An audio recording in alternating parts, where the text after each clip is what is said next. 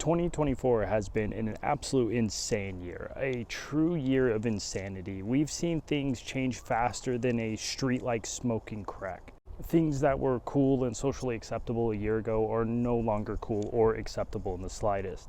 I mean, just think about it. A year ago, we were not allowed to publicly talk about the Tiny Hat Club, and because of their own mistakes and their own flaws becoming public and the strength of the Palestinian people, we are allowed to actually speak up and tell the truth about these individuals. Now, I still can't say their name directly or else I'll get in trouble for it, but you guys know what I mean when I say Tiny Hat Club, and that goes underneath the radar enough for me able to get away with it. But with all this change going on, we still have a massive problem. There's still people today, good, honest people, who can't even stand up to that bully at work. They can't even stand up to their boss that's been pushing them around. They've been overworked and underpaid their entire life, and they still can't speak up for themselves. And fear is exactly how they're being taken advantage of. Fear is how people are controlled. It's what the Tiny Hat Club has used to control everyone this entire time. So I don't really get into the New Year's stuff. I don't really do New Year's resolutions because you need to lock in 24/7, but I think it could be a beneficial thing if we put the flag down right now and just say 2025 is the year where you lock in for good though. And this is very important and very crucial because time is kind of running out. Now, I don't want to be too doom and gloom with this, but from what we've seen this year, there is a limited time on the luxuries that we have today. I mean, we saw what they did in 2024, and if you think they're not going to do that crap again to you, that's insane. I was going to take you guys on a walk with me, but I don't know where I am anymore. I think there's a rock or something I can sit on this way, so we'll just go in that direction. But back to my point, what they did in Palestine is bizarre, but it's something that's been happening for many years before this. Like, we knew this situation was going on, it just wasn't public knowledge. They were able to hide it and keep it underneath everyone's noses. And people need to realize and truly internalize and understand this, that can happen to you. Just because you're in a country with more privilege doesn't mean they can't do that internally. I mean, you saw what they did with 9/11, and then they blamed it on the Muslims when it was blatantly obvious not the Muslims who did that. And we've had this information for a very long time that it's obvious it wasn't the Muslim community. Still to this day, people keep that in their hearts, they keep it in their mind, and they still attack the Muslims for something they never did. So that is something crucial that everybody needs to understand, that even when the lies get exposed, it still lingers in people. People still hold on to those lies even when they know they're not true.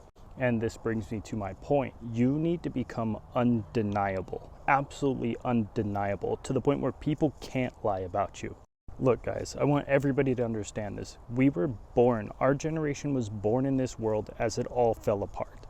We were born in the time where all the glass has been shattered. The glass foundation that they built for this society is falling apart right underneath of us. And it was not for us to blame. This started when we were children. So now that the rug gets swept right underneath from us, we have to be the ones to rebuild this, meaning we have to take this on the chin and do better for the people who are coming up next. We need to be the ones that set the example for everybody else. And I mean this from the bottom of my heart. Men are weak. There's problems on both sides, but I can speak for the men directly. You guys need to do better. And when I say you guys, I don't mean the people watching directly, because I know a lot of you guys are on your grind. But slacking on the gym is actually insane. The fact that most men haven't spent 4 to 5 years in the gym is bizarre to me. You have to be in shape. When you're not in shape and you're not healthy, that is disrespectful to Allah.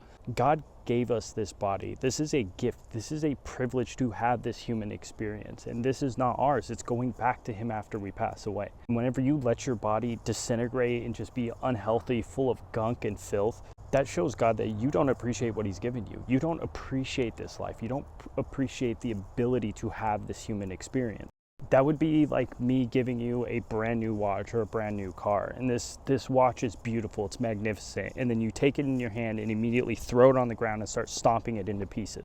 How do you think I would feel if I was the person who gave you that watch that you smashed? I wouldn't give you anything else. I wouldn't want to give you a single thing after that because you just destroyed it. Now, of course, Allah is the most forgiving and works in a completely different manner that maybe we won't always fully understand. But you guys can understand that's the concept of it. And I know when it comes to health and fitness, there is a ton of lies and a ton of information available that is just simply wrong. But it's not too complicated. Just eat more meat, eat halal meat, eat better, and actually exercise. And I promise you could do better than where you're at right now. If you're not exercising, start to exercise, and then you'll feel better and your body will be healthier. I do believe everybody knows what they need to change when it comes to health and dieting and things. Like if you drink soda all the time, yeah, stop drinking soda. This isn't about being perfect. This is about being better, taking steps, making progression.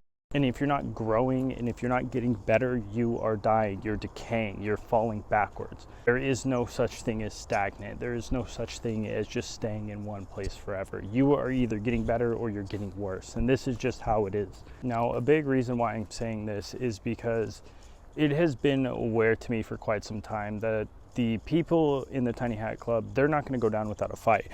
Just because the election swayed in a different direction or social trends started changing doesn't mean these people aren't the ones behind the scenes. It doesn't mean that these people are going to just stop. Criminals and the crooks being exposed. I mean, we saw everything going on with Diddy, all these Diddy parties going on. You know, it's out in the public now. But does that mean that they're going to stop what they're doing? No. And does that mean that they're going to just like take their punishment and be like, okay, I'm sorry, you caught me? No, it doesn't. They're not going to do that. These people are about to lose everything. They are put in the public eye where they are the worst of the worst. And it is absolutely insane to think that a weasel is going to just allow to be caught and trapped in a cage. And these weasels, because they want to avoid being stuck in the cage, will do anything. They will tear the whole system down with them. You cannot believe me, you cannot trust me, but whenever it comes knocking on at your door, you're going to wish you had prepared. You would wish you became undeniable ahead of time. Now, of course, I just have to say this again to keep reminding people, this is not about being perfect. Perfection's not the goal. It's never the goal. We can't be perfect. Allah is perfect. We are not. We are just humans. So that Haram police, like super traditional crap, that's just not going to fly. That's super corny. Nobody lives that way. And anybody who pretends to be this super traditional, perfect Muslim or perfect individual, they're just lying to everybody. They're fake. What this is about is progress towards a goal. And there's some science to back this up as well. See, there's a part of our brain called the AMCC. This is some really cool stuff. The AMCC is a part of your brain that also can control a bit of your happiness. If you have strong AMCC stimulation, you are going to be substantially happier in hard times than anybody else. And that is very powerful whenever you think of what's happening in Palestine. People who have a very strong stimulated AMCC are people who can be happiness in the trials and the struggles of an environment like that. Now, being able to rise to the occasion of a moment and situation like Palestine would be very helpful, because then you could be the one to help others. You could be the one to protect your friends and family. How come in America, no matter how far in the wilderness you go, you can always find like trash and random clothes? It's the most bizarre thing. I don't care how deep you are. You're going to find a plastic bottle of water or something. You're going to find garbage and random clothing articles in the middle of nowhere. I really should have stopped walking a minute ago, but that's okay. We found a tunnel and it looks like the trail's a little bit more normal. But anyways, your AMCC becomes stimulated from doing things that you don't want to do, things that become challenging, that seem almost near impossible to pull off, but you could start really small with it. It doesn't have to be like climbing Mount Everest right at the beginning. You could do this from just simple tasks. If you often skip doing the dishes all the time, it's a reference I use frequently because it's common. But if you skip doing your dishes all the time and it's piled up, you could just start doing them. Whenever you have that thought, you're like, oh, I'm going to do it later. You tell yourself, no, never mind, I'm doing them right now. That can start the stimulation of the AMCC. The AMCC is more important than like these serotonin, dopamine rushes. And I know through social media and TikTok and dopamine, and it's this whole society and this whole economy based off of this ADD society crap. But we need to get back to doing the AMCC stimulation, and that's what you use to get your sense of accomplishment, the real deep down kind of happiness. And I have a funny feeling, more than a funny feeling, I have an educated guess that 2029 is going to be a year of an extreme change, extremely fast change. Everything's going to flip upside down even faster than it did this year. And with fast change, there's a lot of opportunity. There's a lot of chance for people to be able to get ahead. You can slide through the cracks and really take back control over your life.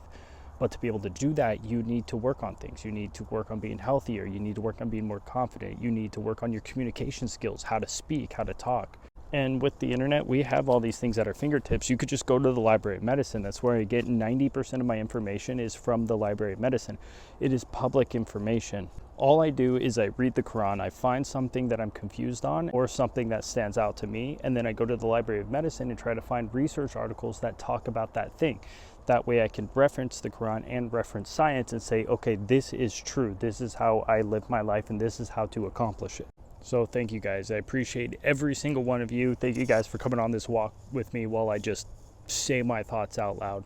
I opened up a group school. It is a group, it is a community. It's only going to be 30 people at once. If you want to be involved, I'll drop the link in the bio. We're going to be doing live Zoom calls. So I believe it's Thursdays at 7 p.m., but check the description. I'll have the exact details in there. And I will sit there and personally work with 30 of you guys and go over every single one of your questions. And we will make sure that all of these things get resolved. We figure out how to be more fearless, how to communicate better, a little bit on health and fitness, how to get in better shape. I was a personal trainer at one point in time. Now, that was a few years ago, but I still know the things, the basic stuff.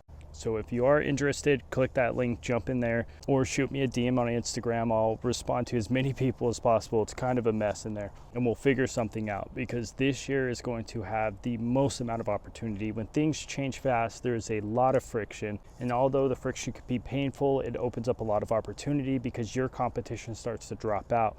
That's why things like social media are so easy right now, is because of all the hate. The mass hate pushes away very creative people because they can't handle the mass hate. So therefore, the very creative people aren't really in the way, so it's a less competitive nature. If you can just handle being attacked all the time, then you can do something with social media, at least get some people to listen to your message. But once again, I appreciate you guys. I'm going to do my best to try to do dailies. I'm still trying to set up my apartment and everything, and I will talk to you guys soon.